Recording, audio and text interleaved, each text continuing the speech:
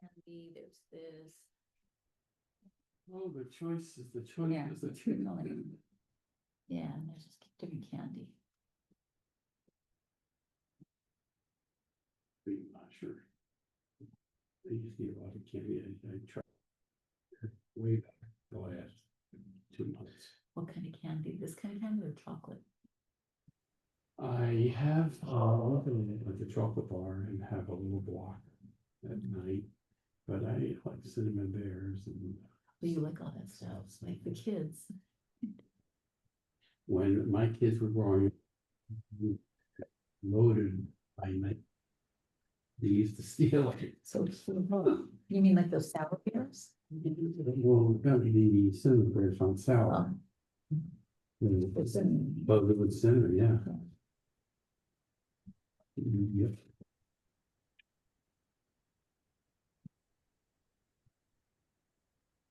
in 86. We're on 186, volume 19, 186. That's where we left off last week. Yeah, because you wrote that in the recording much further. Okay. I didn't write anything. Yes, you did. No, I forgot to send an email. I didn't send an email. No. In the video that you processed last week, Oh, I have no idea what I did. you wrote 193. That's why I was surprised. But 190. No, that's in the middle of Machshava.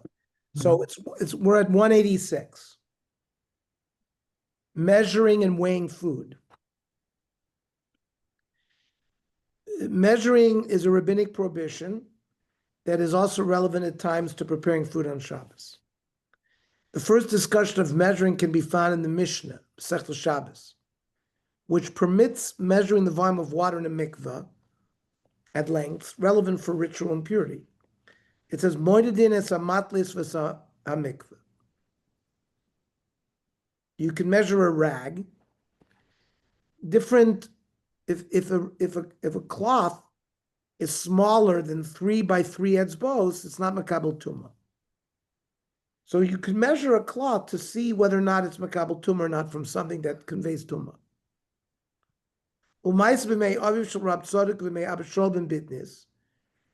During Rav Tzadok's father, they sealed a window using an earthenware vessel. The kashrus amakida begemi, and they tied an earthenware shard with a long reed grass with a temporary knot. Leida im yesh begigis posech tefach imla.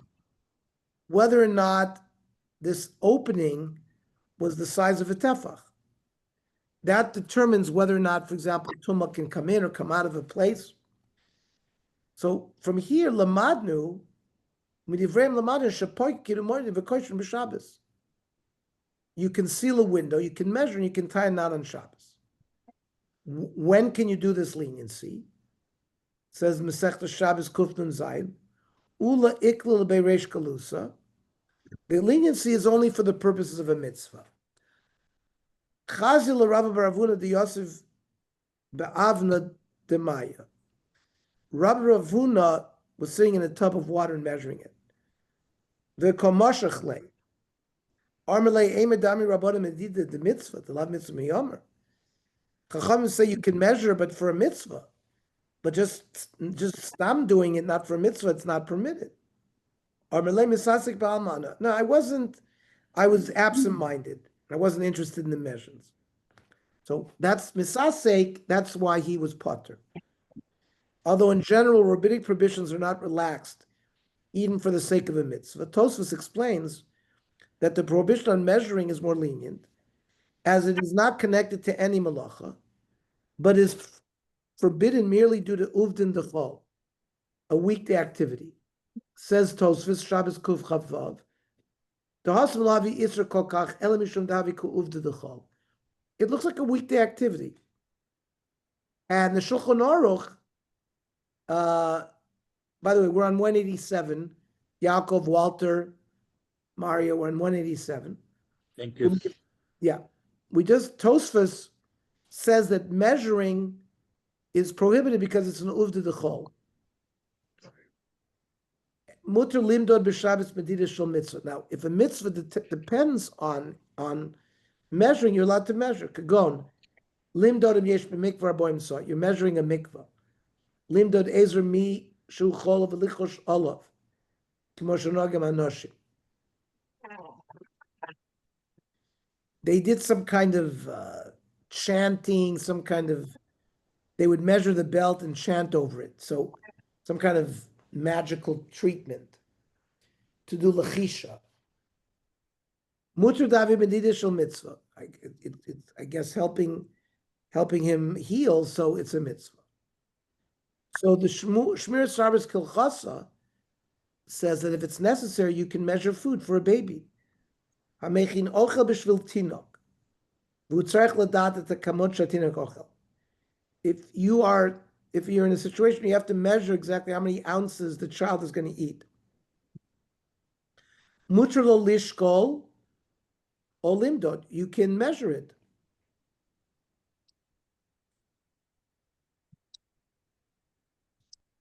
You should just estimate it if you can. Don't just estimate it rather than measure it. By estimating, there's no isra. Although the halacha clearly permits measuring in case of mitzvah, it seems it's preferable to avoid doing so if possible, such as by measuring in a permitted manner or before Shabbos. He says that the needs of a baby are halachically equivalent to the needs of a sick person.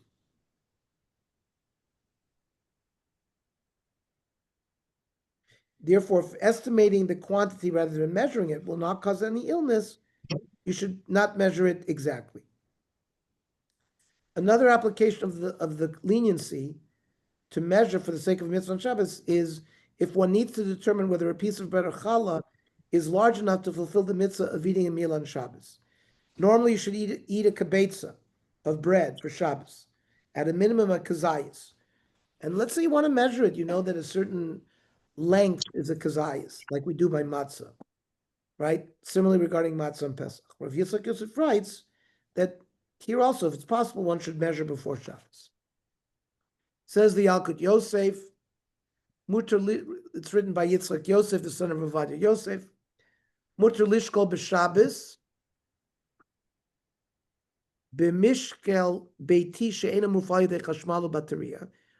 You can weigh something as long as it's not electric, it's not using a battery. L'tzorch mitzvah. Kagon leidem yesh b'pas zu shir kibetza. To know whether it's a size of a kibetza for this piece of bread. Bishvil Seder Shabbos. O lishkol shir kazayis matzah b'lo Pesach.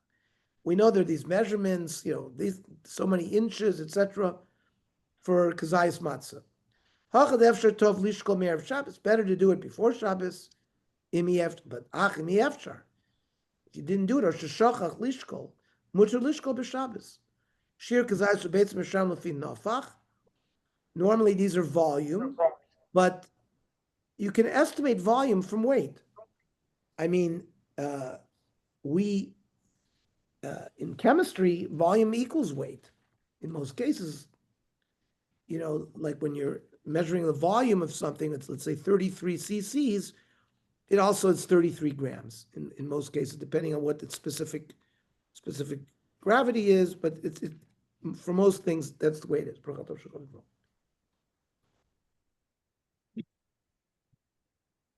Rav Moshe writes that the prohibition of measuring applies only to measuring household items, not to measuring body temperature, as this is not a weekday activity. Accordingly, in the case of a non-electric thermometer, a regular thermometer that we used to use that, had mercury, right? He readily permits taking someone's temperature.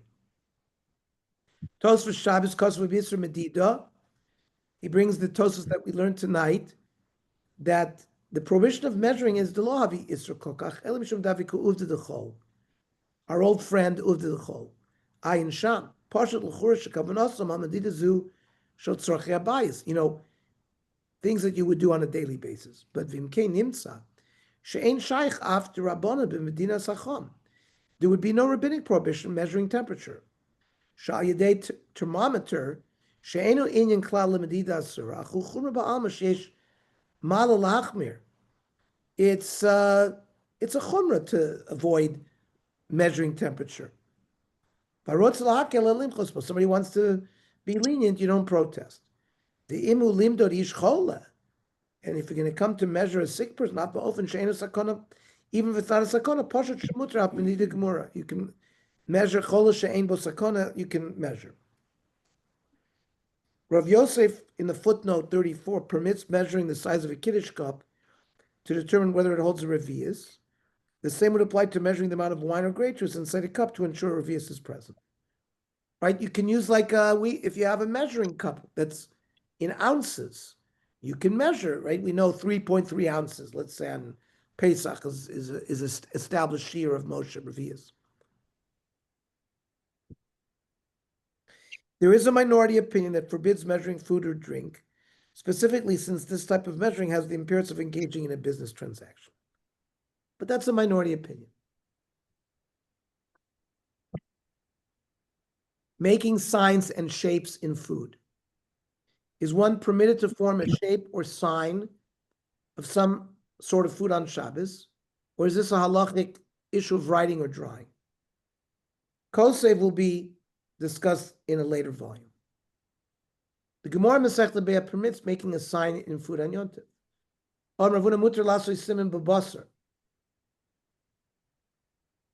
People would put a siman in a piece of meat to know, oh, this is my piece of meat. I made sure that this was kosher. He would cut his meat into triangles. Once he knew that it was kosher, he wanted to make sure that was his siman.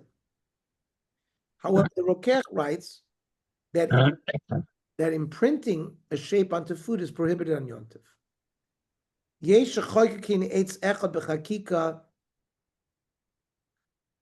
Some imprint the image of a tree or a bird in matzah.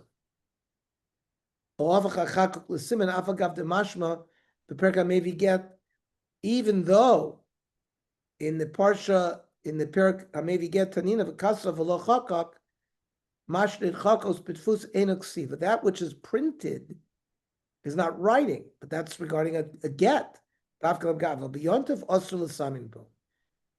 the Sefer Rokech, who's a Rishon, says that this is like engraving and it's prohibited.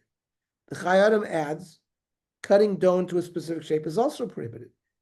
Nearly dafilu biyad osur lasos b'nai isu kimitzuras oy for shartzura. You can't, turn a piece of dough into shape of a bird. The Pri Megadim writes that cutting a hole in matzah, which is you're trying to do a certain shape, is prohibited. Lasos nekev bafikoman besakin eagle. You want to make a hole in an afikoman as a siman, like a round circle. O mishulash or kemagen David. Bekeva nira da'aser. He says is prohibited. Koshaken lasos tziyurin, to make shapes, the most kochav, like a star, v'adam v'chadam v'achlim shita midrabanan aser. These certainly is a rabbinic prohibition.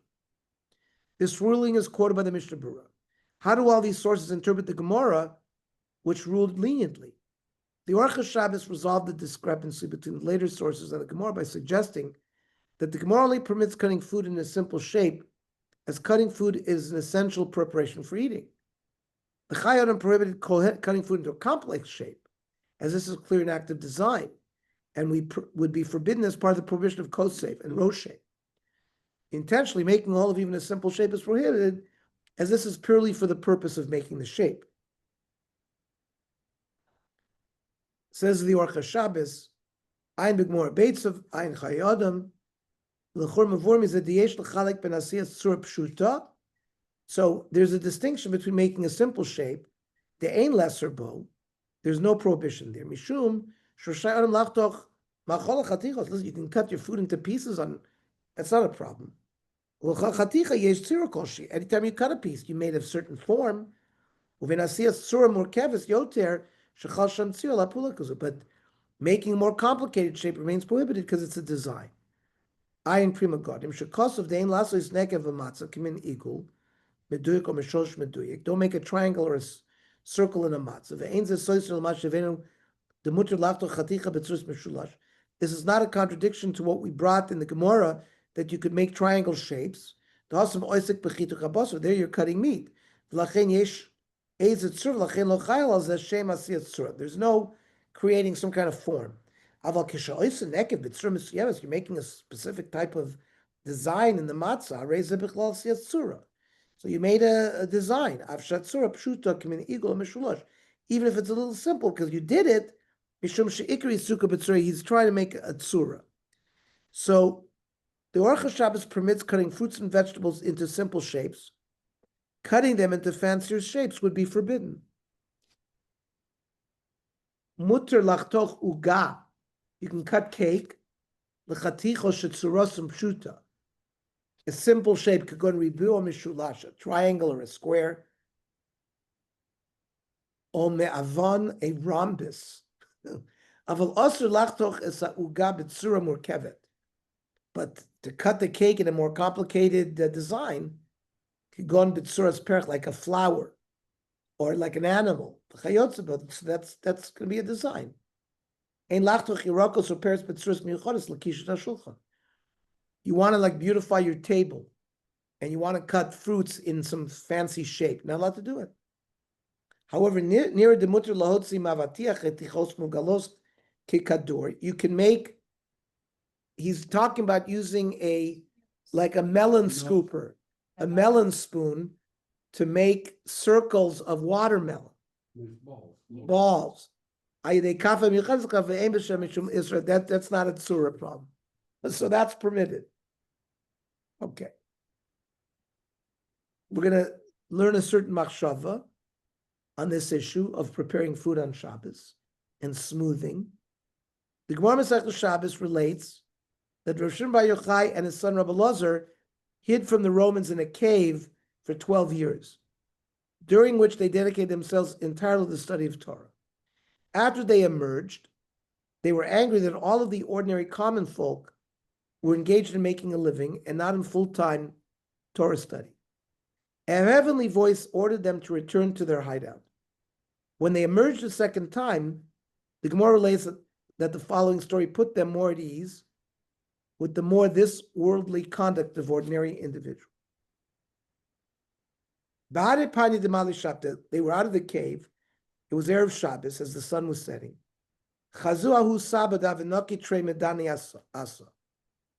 There was an elderly man.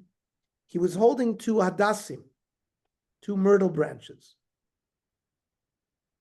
He was running. What are you doing with these hadassim? Shabbos. I have it on my table, l'koved Shabbos. So why not one? So he answered, Chad keneged zocher, Chad keneged shom. So Amalei Lebrei, Reb Shimon said to his son, Chazi kama chavivi mitzvahs al Yisrael. Look how beautiful mitzvahs are to them. Yosef that out, meaning initially when they came out of the cave, they were upset that the people were working for a living. They weren't in Kola. So they were sent back into the cave. Then they came out and they saw that the Jew was occupied beautifully in the mitzvah of Shabbos. He was trying to fulfill the mitzvah of Koved Shabbos by bringing a beautiful smell. By the way, my next door neighbor, Barry Weiss, it's a Satmar minig. They have hadassim right before he makes kiddush. I think he even makes bracha, borim name besamim or atzei besamim, whatever the bracha is for that. That's I think it's a Satmar minig. It's a beautiful minig. Maybe it's based on this Gemara.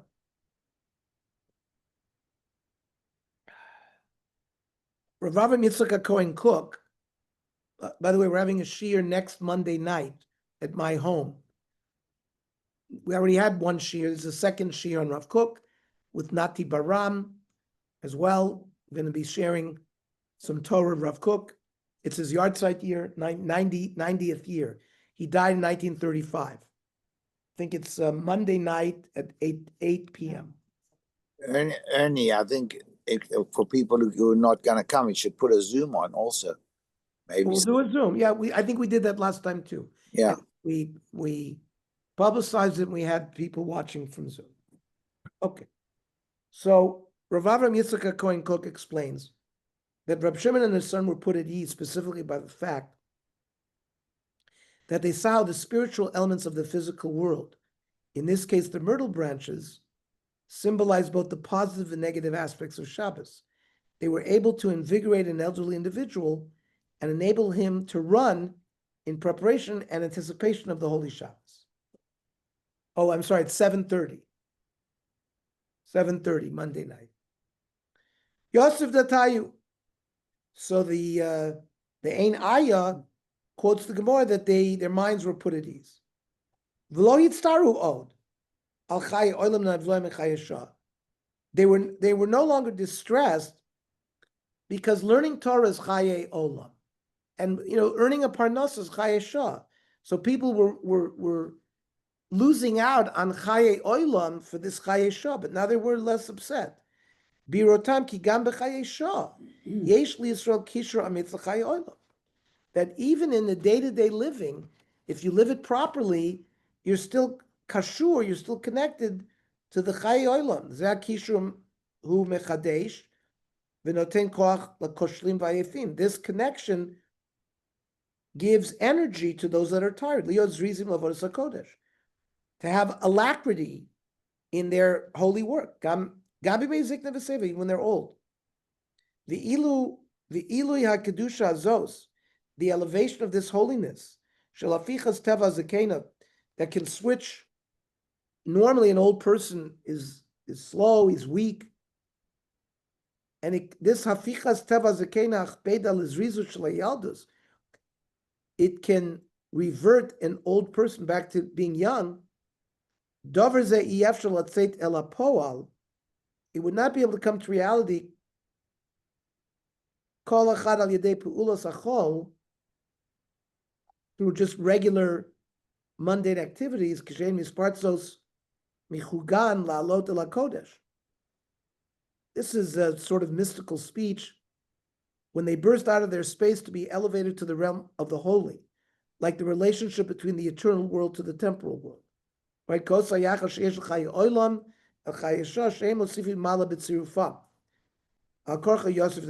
this is typical Rav Kook, who speaks in a very elevated language, some of it mystical.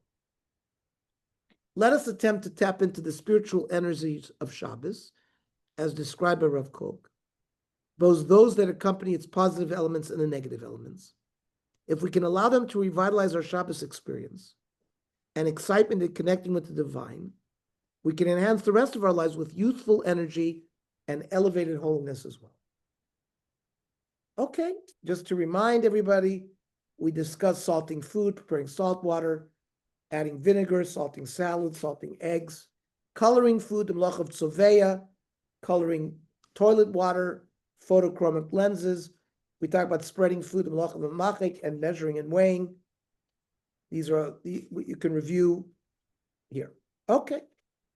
Now we're going to go to Shiur 5, page 207.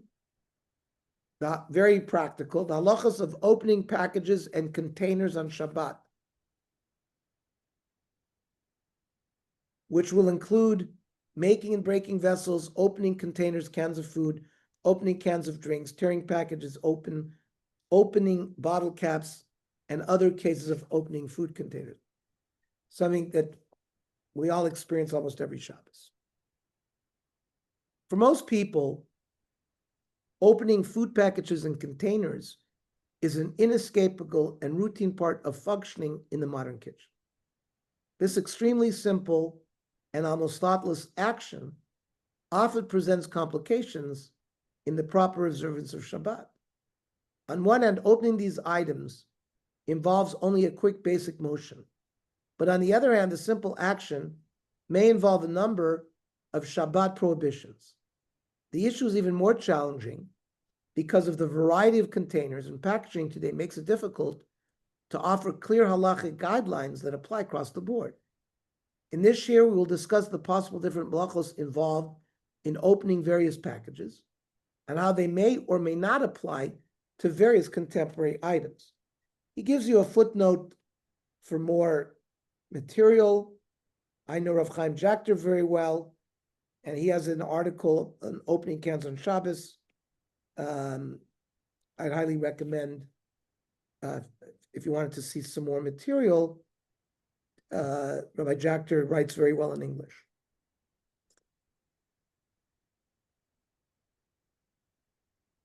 Yaakov Yellen was, I think, there as well. Rabbi Jachter was a scholar in residence in the Valley. I came in for that. He actually slept at the Litwins. I was with him. I'm trying to remember, where did he speak? He spoke in Shul? That's right, said it? Were you there, Yaakov? No, I wasn't. I think I was away that weekend. I remember it. I think we were traveling. Okay, well, he's very good. Yeah, no, I've heard him, and I actually sat next to him once at a dinner. Very impressive. Yeah. Yeah. He's a teacher in TEABC in Teaneck. He's a Rebbe in the high school there, but he also serves as a dayan. He's very lucky in Gittin. He's one of the dayanim that does Gittin. He's an expert in Eruv. Yeah.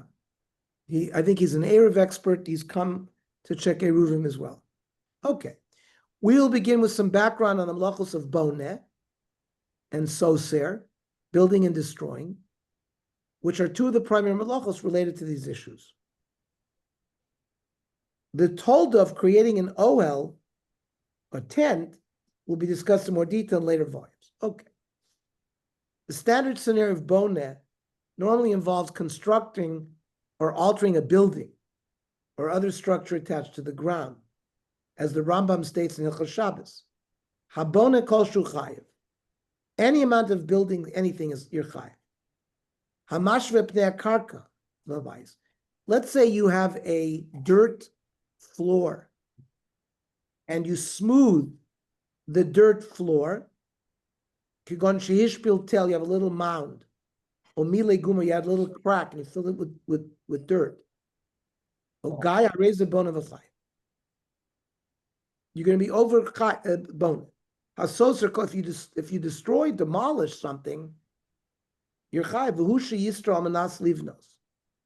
The geder of Setira is you're not just destroying, you're destroying for the purpose of building, right? You demolish a house, if you have no intent of rebuilding it there, you would not be chayiv for Setira. The Setira, the kavan has to be, I'm demolishing for the purpose of building. Hasoiser oil kavua, a person demolishes a permanent tent. Or shaparak eitz takua, or you separate a piece of wood that's attached to another. So that's told of soiser. It's a derivative of the av malacha. The chayiv v'hushi iskavin l'saken. That's provided that when he does these demolishing, his intent is to improve it afterward. Chazal discuss a number of places whether boneh and soser may apply to Keilim, a vessel. The Gemara Masechta Shabbos states that according to one Tana, building and breaking utensils do not constitute the forbidden labors of boneh and soser. Nevertheless, it may be forbidden midrabanan to reattach the door of a vessel that fell off on Shabbos, due to a decree that one may come to violate the malacha of makeh b'patish, completing the final blow. This malacha consists of implementing the final step of completing a vessel, exemplified by delivering the final hammer strike to a vessel by which the craftsman perfects its shape. The malacha includes any form of completing the formation of an item. We will not engage in an extensive treatment of this topic in this year, but a few examples of it will be mentioned. So it says in Masechta Shabbos Kuf Chav Beis Amud Beis, Tana Rabbanan, Delet shel Sheda v'shel Teva v'shel Mita. You're talking about like a china closet, right? Oh, right behind you. This china closet has a door, and let's say it fell off of its hinge. So noitlin, you may remove it from its hinge, avaloi machzirin, but it fell off, you can't restore it. Or vishalul tarnagolin, let's say you have a door to a chicken coop. Lo noitlin, there you can't remove or restore it. Amar Rav Ksavrein binyan bekeilim, vein Setira bekeilim. When the Tana said there was no prohibition regarding this door of a china closet, because he held there's no boina and soiser by Keilim. Well, if there's no boina and soiser by Keilim, why can't you put the door back? Right? The Gemara says lo machzirin. Gzeira shema yitaka. Because you might do it in a manner of a full-fledged prohibited labor, completing the production process of a vessel. In the continuation, the Gemara explains that the case of a chicken coop is more stringent because it's attached to the ground. So it's more like a house. Therefore, removing or attaching the door violates melacha according to all opinions. So Rashi says, Gzeir shema yitaka, b'chazaka b'sakin v'yitzedis. We're concerned you're going to take out a knife, a peg, and really do it in the proper way. Then you're like finishing the making of a china closet for chayv, not for bone, but for completing a malach. The Gemara Masechta Beitza writes that Beis Shammai and Beis Hillel disagree about whether bone and soser apply to Keilim. Yesh binyan v'sasir b'Keilim or ein binyan. Beis Shammai maintain that they do apply, while Beis Hillel hold that they do not, which corresponded with the Rava where he said ein binyan b'Keilim. Mishnah. Shloishes vorim Rabbi Gamliel machmer k'divrei Beis Shammai. There were three things that Rabbi Gamliel, who was in the house of Yehuda Nasi, right, and he was machmer like Beis Shammai. Vein zoik v'nes amener b'yontiv. A metal candelabra that fell, you can't set it back up. So the Gemara says, well, putting the menorah back up, my kovid, what malacha did you? Amrav Chinna bar Bisna. We're talking about like a erector set. It came apart, and now you're building it back up. The Mechzi Kabona, the Beis Shammai Savri, Yesh Binyan B'Keilim. And it's a problem for Beis Shammai because he holds there is Binyan. Beis Hillel Savri ain't Binyan B'Keilim, Bein Setira B'Keilim. So you can attach the pieces of the candelabra if they came apart. Says Rashi, Ein Torah's Binyan B'Keilim. Ein Ochayv Elam Kein also b'malacha. Unless you did a malacha while you were going to mamachek, you smoothed, machatech, you cut, oreg, you weaved, otofer, you sewed, shein avos malachas latzman. Aval chazaras chalyos, if the menorah was built up by erector set pieces, and you're attaching segments, ein bal mishum binyan, and ein boin el babatim v'oyalim. It's only if you're going to build a tent or a house, but by Keilim, it's not a problem. So the status of dismantling or destroying a vessel should be the subject of the dispute regarding Binyan v'Sasir b'Keilim. Nevertheless, the Mishnah Masechta Shabbos states that one may break a barrel to remove the contents as long as this is not done with the intention to fashion a vessel. Meaning, you have a barrel of wine. The Gemara is going to Mishnah is going to allow you to remove the top because you want to get the wine. By removing the top, you've now sort of created a storage vessel. So if your kavana is because you want the wine and you have no interest in it being a vessel, then it would be permitted. According to Rav Kahati, right, who is the Hebrew, like the Steinsaltz for the Gemara, before there was Steinsaltz, there was Kahati and the Mishnayos. One is permitted to destroy a vessel on Shabbos in order to access the food inside. Rav Kahati's explanation is based upon the commentary of Rashi, as understood by the Ran. The Rav Kahati does not reference them explicitly. Rashi says that there's no prohibition of destroying mekalkel on Shabbos, which the Ran understands to mean that mekalkel is entirely permitted when destroys an item to extract food found inside. However, when it is not the means to getting to something needed, mekalkel is forbidden midrabanan, as there are other passages in the Talmud that tell you that. Says the Mishnah in Shabbos Chav Beis, Shover Adam es achavis lechol hemena groigris. There were dried figs in a barrel, so you can break open the barrel to eat the figs. As long as your kavana, let's say, in removing the top of the barrel, you don't want this now to be a kli that I can store things in it. Your kavana is to take food out. Perish Rav Kahati. Shover Adam Esachavs B'Neshu Makalkel Sachavis. He connects it. The reason why it's permitted because you're makalkel. Mutar lekalkel af lechatzchila tzarachila b'Shabbos. You can destroy to get access to food on Shabbos. As long as in your act of opening up whatever vessel you did to get at the food, you have no intent to make it now a new kli. Right? Lasos la nekev yafet. Like you're very careful to open it up carefully. Let's say you're trying to get some food and you make an opening in it that's, very careful. Yeshbo mishum tikun kli. That would be a problem because you're like forming a kli.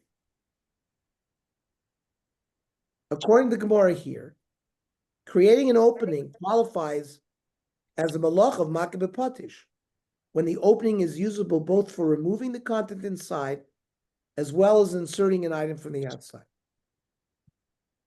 If it is usable only for removing or inserting, then it's forbidden midrabanan.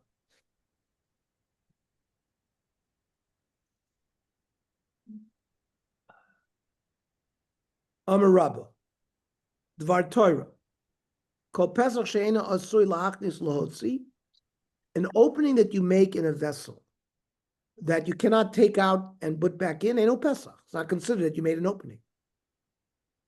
Even so, Rabbanan hu degazer, but the Chachamim made a gzeira, mishum lul shel tarnagolim, because remember the chicken coop problem we said is a severe problem because it's connected to the ground.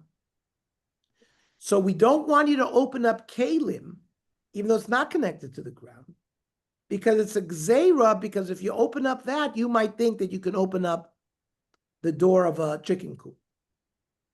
The Ovid li'ilui avira lafuki hevla. The chicken coop, when you open it up, it's used in both directions. It's letting in air and let out heat. So it would seem from the Mishnah Gemara here that destroying a vessel to extract its contents for use is permitted according to all opinions, assuming one does not intend to specifically form a useful opening. By contrast, the Gemara Masechta Eruvin indicates that dismantling applies to vessels and is forbidden, even when removing food from a vessel, regardless of one's intent to form an opening. Addressing an Eruv Tchumin. Let's say you're not allowed to travel more than 2,000 amas. Now, if you want to travel more than 2,000 amas on a Shabbos, before Shabbos, Bein HaShmoshes, you have to put, at least by Bein HaShmoshes, you have to put some food at that location 2,000 amas from your house. Then on Shabbos, you could walk there and walk another 2,000 amas. It basically created an annex of your own house by placing some food there.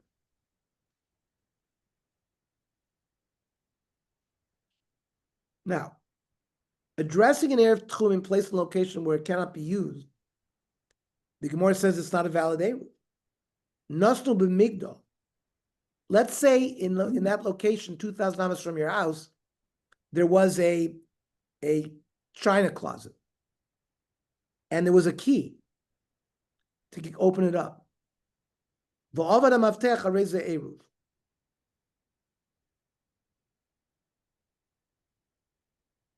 Even though he can't open this china closet and access the piece of bread he put there, it's a valid eruv. Why should this work? He's in one place, he can't get at the food. So it seems to be a contradiction.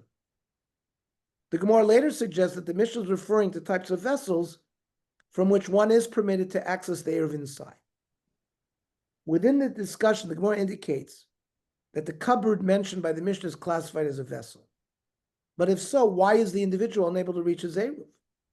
Shouldn't he be able to break the cupboard, right, according to the Mishnah that we cited previously? Tosfos offers 3 explanations, which greatly impact our understanding of building and dismantling vessels. Says Tosfos, V'im Tomar, our understanding was that the kli we're talking about is some kind of wooden cupboard, which is a kli. The odestan migdal shabashashal eitz, most migdals were wood. Then came my parech. I mean, what problem is here? You could break the kli, a little much of a sochel, none. Like we learned in the other Mishnah, shoiver adam esachavis. You could break a barrel, little mimena grogros to get figs. Time Keilim. We said there's no building and destroying by Keilim. So what's wrong here? Why? What's the problem?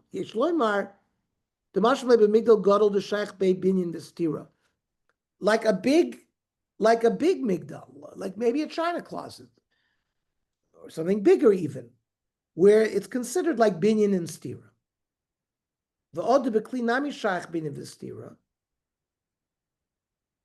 There are examples where binyan and stira can apply to Keilim.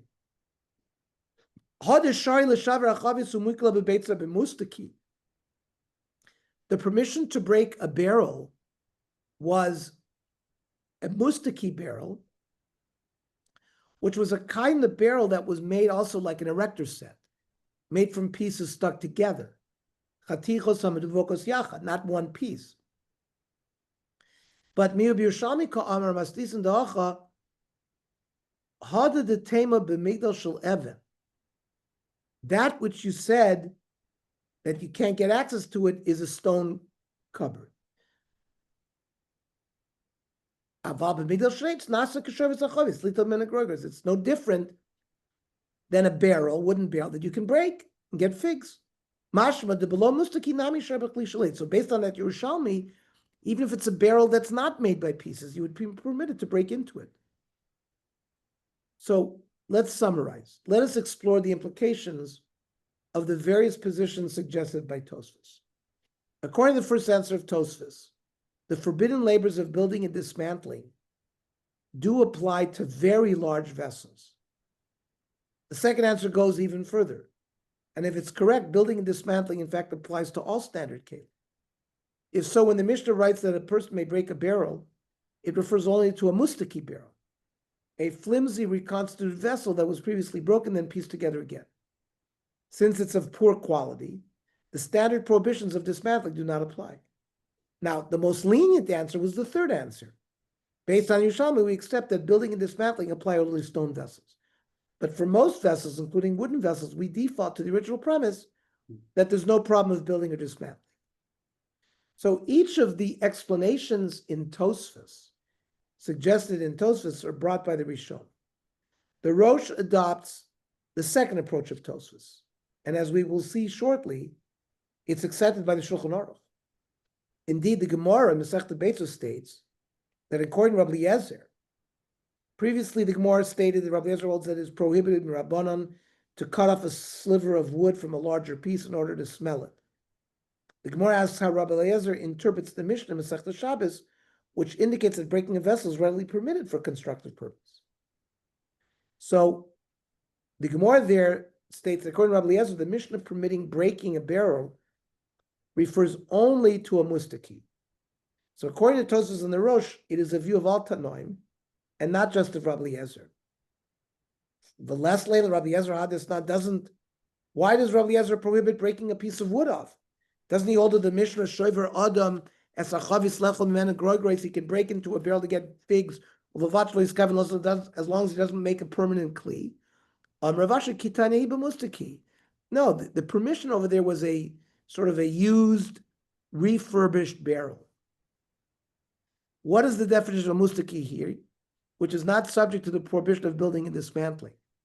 Rashi explains that it's a vessel which has been broken and whose pieces have been glued together with pitch.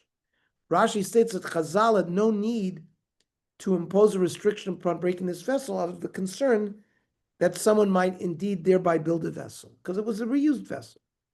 Mustaki. Chavish shvur, a broken barrel. Shemedabkin shvarei b'sarf shel eight shekoin shaf. That were glued together. V'loshon Aravi, Arabic, korin oso mustaki. Umidbakin bo ka'aros cheres anishbarin. You, same thing with like China. It can be glued together. The kivan de ra'uo, so it's weak. Lekala mixbush leiskav lasos kli. There's no point making a gzera not to break it, because you're not gonna have in mind to fashion a vessel, like to create an opening in a barrel that's secondhand in the first place. Tosfos cite proof of this approach from another source, the Gemara Masechta Shabbos, in which Rav says that one is liable for building if he places a pin into the handle of a garden hose in order to secure it. This ruling clearly demonstrates that, at least according to Rav, vessels are subject to building and dismantling. Ayil shusa bekufina, someone who places a pin into the handle of a hoe. Rav Amar Mishum Boneh, Rav said it's prohibited because of bonus. Shmuel Amar Mishum Makeh B'Patish, right? That you're completing a kli. Now, the third position presented by Tosfos is that there is no prohibition of building and dismantling vessels unless the vessels are made of stone. And a similar position is adopted by Rashi elsewhere in Masechta Shabbos. Mishum bona leka lechiyuva. He says there's no prohibition of the build. Lo b'chavis, not in a barrel. V'lo b'tanur, not in an oven. V'lo b'kaveres, some kind of kli that's a receptacle. De'ein binyan b'Keilim. So much like the first answer given in Tosfos, the Ran also differentiates between large and small vessels. In his opinion, building and dismantling apply to large vessels whose volume is at least 40 saw, which is the minimum size of a mikveh. You're talking about a big kli, but a smaller vessel is not subject to building and dismantling. So that's the beginnings of big heter, at least in the name of the Ran. Lo sharina l'shbor migdal. We don't permit to break a china closet. We're talking about a big china closet. Oil, it's like a tent for shaykh binyan v'Setira. Hab migdal cotton, but you have like a small little, like a besamim box, right? Like that's built like a castle, which has a little silver door. So Keilim have like, you could open a door, take that off. We don't do that because it's muktzah on Shabbos, but if you had another kli like that, that's what we're talking about, a small vessel. I know got a lot of skin and Davi ko elva shech ba binyan. Habi migdal cotton lo shaykh ba binyan v'Setira. I know time in the sharina noch b'chavis. That's why the Gemara in Masechta Shabbos permitted opening up the barrel. So there are three approaches in the Rishonim concerning the parameters of building and dismantling vessels. Tosfos, the second version of the Tosfos, that building and dismantling, when the Rosh quoted this, building and dismantling apply to a fashioning regular whole vessels, but not reassembled vessels such as mustaki. There's the third sheet in Tosfos, which was the most lenient, that Rashi emphasizes that building and dismantling do not apply to vessels. And then the Ran, where building and dismantling apply only to large vessels, but not to small ones. How do the poskim rule? And how does that impact upon the various cases of opening contemporary containers on Shabbos? So in accordance with Tosfos and the Rosh, the Shulchan Aruch rules stringently that building and dismantling apply to regular vessels, but not to a mustaki. Ein binyan v'stir b'Keilim. Ani mili sheinu binyan mamish. Tigon chavis. When there's no actual construction of anything like a barrel, the Ramos says sheinu mechazeket or less. If it's less than arboim saw, that nishbur that broke, the debake, and the pieces were glued, bezefet. Yachol l'shavar likach masha b'soch. You can break into such a vessel to get food. V'vachli chayvin l'nekeva nekev yafa, as long as you don't make a, nice opening. Shiela liftach, so you can go in and out. Dim kevin harlem atakimona. That is now, you've corrected a kli. Aval im hi shlema. But if the barrel was not stuck together with pieces, it's one solid piece. Osir lishabra, you cannot break it. Afilu be'inyan sheina osakli. Even if you do it in a way that does not fashion a vessel.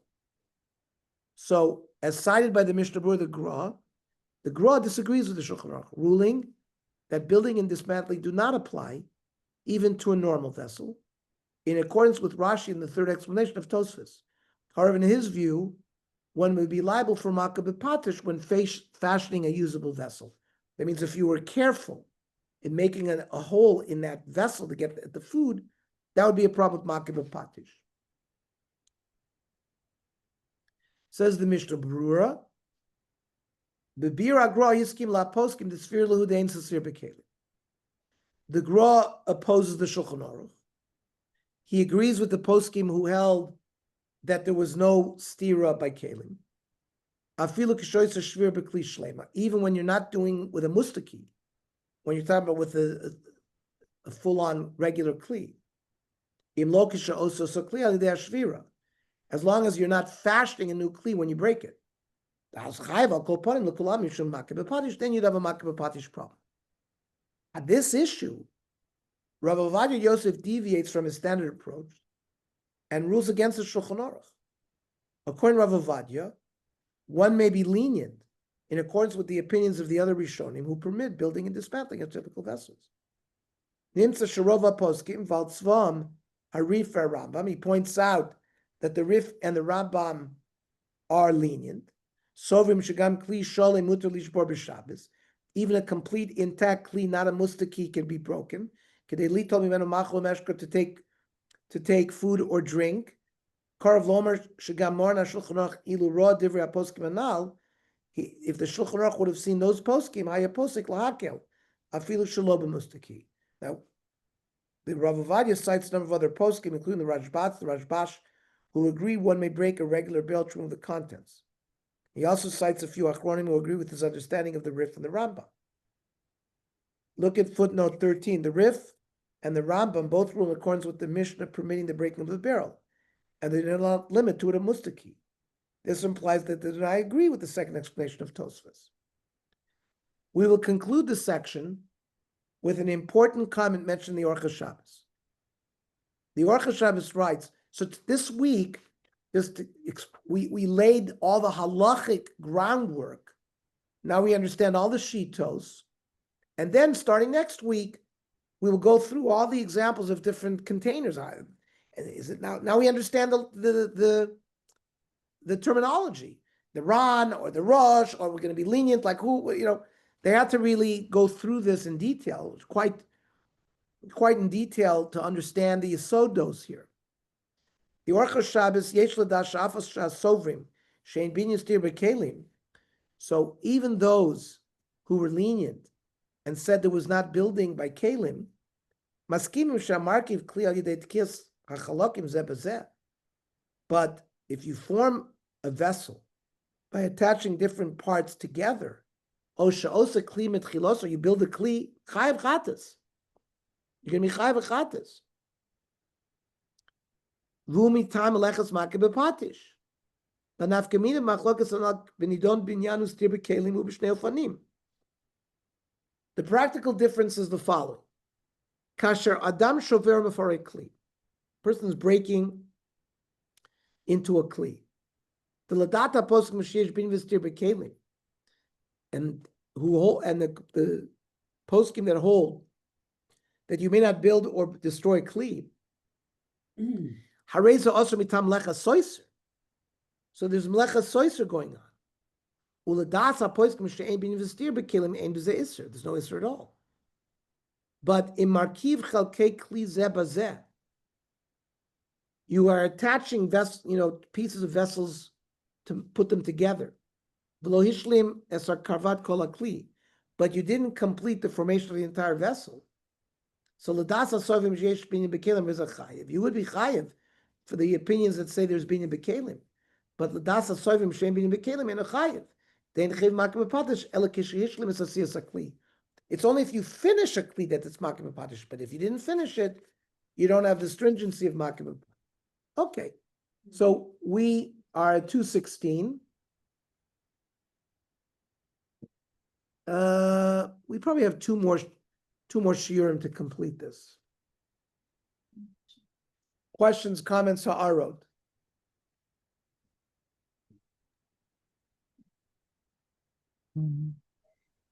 Okay, very good, everybody. Good night. Good Have a night. great Shabbos. Thank You too. you. All the best. Kol tov. Kol tov. Good night. Good night. Oops.